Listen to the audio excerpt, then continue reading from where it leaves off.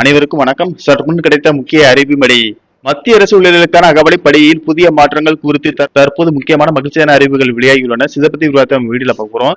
வீடியோவை கடைசி வரைக்கும் ஸ்கிப் பண்ணாம பாருங்க. வீடியோக்குள்ள போறதுக்கு முன்னாடி இந்த வீடியோ லைக் பண்ண பிரஸ் பண்ணிக்கோங்க. இப்பதான் அந்த சேனலுக்கு ஃபர்ஸ்ட் டைம் இருக்கீங்கன்னா சப்ஸ்கிரைப் பண்ண பிரஸ் பண்ணிக்கோங்க. கூடவே பெல் ஐகான் பட்டனை பிரஸ் பண்ணிக்கோங்க. வாங்க வீடியோக்குள்ள போகலாம். மத்திய அரசு ஊழியர்களுக்கான அகவலைப்படியில் 2% உயர்வை மத்திய அரசு கடந்த மாதம் அறிவித்தது.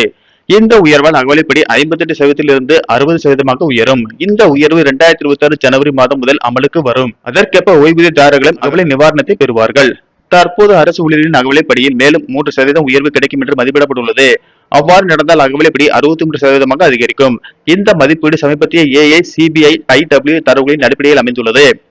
சமீபத்திய தரவுகளின்படி 2026 மார்ச் மாதம் CBI-IW குறியீடு 0.6 புள்ளிகள் அதிகரித்து 149.1 உயர்ந்துள்ளது. இந்த நிலை அடுத்த 3 மாதங்களுக்கு தொடர்ந்தால் 2026 ஜூலை மாதம் அகவலைப்படி சுமார் 3% அதிகரிக்கலாம் என்று சில ஊழியர்கள் நம்புகின்றனர். CBI-IW தொடர்ந்து உயர்ந்தால் அடுத்த அகவலைப்படி உயர்வு 3% இருக்கலாம் என்ற கணிப்பும் உள்ளது.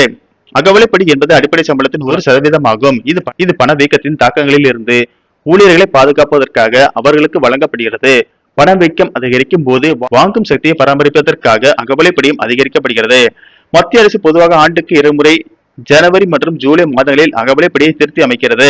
இந்த மாற்றம் பணவீக்கத்தின் அடிப்படையில் செய்யப்படுகிறது. AICBI-IW என்பது தொழில்துறை ஊழியர்களால் நுகரப்படும் பொருட்கள் மற்றும் சேவைகளின் விலைகளின் அடிப்படையில் பணவீக்கத்தை அளவிடும் ஒரு மாதாந்திர குறியீடு ஆகும். இது தொழிலாளர் பணியகத்தால் வெளியிடப்படுகிறது. இது அகவலைப்படியை நிர்ணயிப்பதற்கான முதன்மை அடிப்படையாக செயல்படுகிறது. அகவலைப்படி பொதுவாக இந்த குறியீட்டின் 12 மாத சராசரியின் அடிப்படையில் கணக்கிடப்படுகிறது. AICBI-IW குறியீட்டு அதிகரித்தால் அகவலைப்படி அதிகரிப்பதற்கான சாத்தியக்கூறும் அதிகரிக்கிறது. பாதுகாப்பு படை வீரர்கள் உட்பட சுமார் 50 லட்சம் மத்திய அரசு ஊழியர்களும் பாதுகாப்பு படை ஓய்வூதியதாரர்கள் உட்பட 65 லட்சம் ஓய்வு பெற்ற மத்திய அரசு ஓய்வூதியதாரர்களும் இந்த அகவலைப்படி உயர்வால் பயனடைவார்கள். நன்றி, வணக்கம்.